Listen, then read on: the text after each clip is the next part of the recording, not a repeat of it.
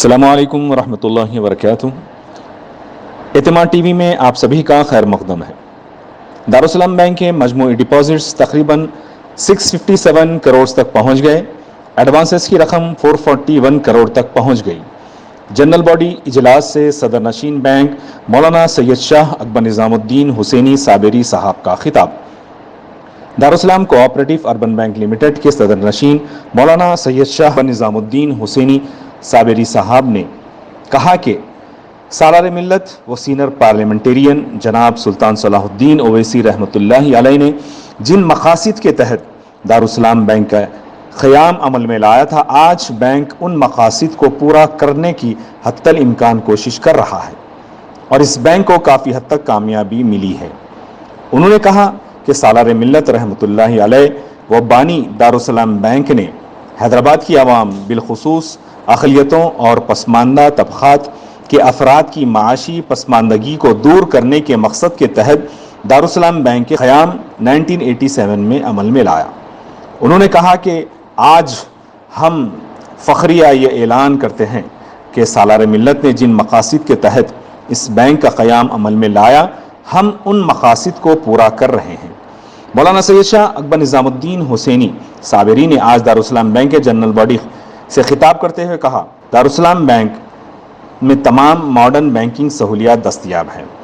Bank روز بروز اپنی banking سہولیات میں اضافے کے علاوہ گاہکوں کے رقم کی تحفظ کے لیے ہر احتیاطی اقدام کر رہا ہے۔ اس موقع پر انہوں نے گاہکوں سے کہا کہ جس طرح آن لائن اور ماڈرن بینکنگ سہولیات میں اضافہ ہو رہا ہے، وہیں سائبر جرائم کی شرح میں بھی بے تحاشا اضافہ ہو رہا ہے۔ انہوں نے نہ صرف گاہک بلکہ بینک کے ملازمین کو بھی ہدایت دی کہ وہ سائبر جرائم سے نہ صرف آگاہ رہیں بلکہ گاہکوں کو بھی سائبر جرائم کے تعلق سے معلومات فراہم کرے، کیونکہ بینک ان کی مالی تحفظ کا نگران کار ہوتا ہے۔ انہوں نے دارالسلام بینک کے ڈائریکٹر، سٹاف اور شیئر ہولڈرز کا شکریہ ادا کیا جو بینک کی ترقی کے لیے ہمیشہ تعاون کر رہے ہیں۔ انہوں نے کہا کہ مالیاتی سال 2023-24 بینک کے مجموعی ڈپازٹس صرف 656.35 کروڑ ہو گئے اور اسی طرح بینک کے ایڈوانسز کی رقم 440.61 کروڑ تک پہنچ گئی۔ ڈاکٹر منیشا سکسینہ، ڈائریکٹر دارالسلام بینک نے خیر مقدمی خطاب کیا، جبکہ ایس اے حسین انور نے جنرل باڈی میٹنگ میں شریک ہونے والے تمام ڈائریکٹر، شیئر ہولڈرز اور اسٹاف کا بھی شکریہ ادا کیا۔ اس میٹنگ میں سینئر ڈائریکٹرز بشمول جناب برہان الدین اویسی صاحب، ایڈیٹر ان چیف روزنامہ اعتماد و ڈائریکٹر دارالسلام بینک کے زرعی مشوروں پر بینک کی کارکردگی میں بہتری آ گئی۔ اس کے علاوہ انہوں نے جناب اسد الدین اویسی صاحب، رکن پارلیمنٹ حیدرآباد و صدر کل ہند مجلس اتحاد المسلمین اور جناب اکبر الدین اویسی صاحب کے مشوروں کا بھی شکریہ ادا کیا۔ اس اجلاس میں بینک کے بورڈ آف ڈائریکٹرز، جن میں جناب برہان الدین اویسی صاحب کے علاوہ جناب ایس اے حسین انور، جناب ظہیر الدین علی صوفی، جناب یوسف محی الدین ارشد، محترمہ ملیحہ فریسہ،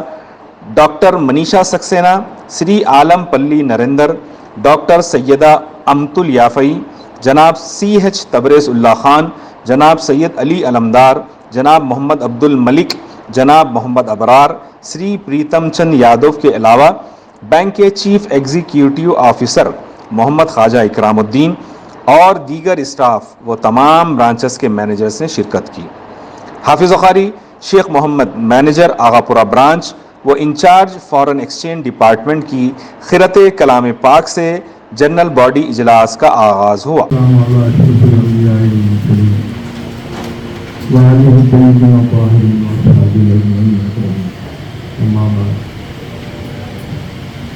میرے ساتھی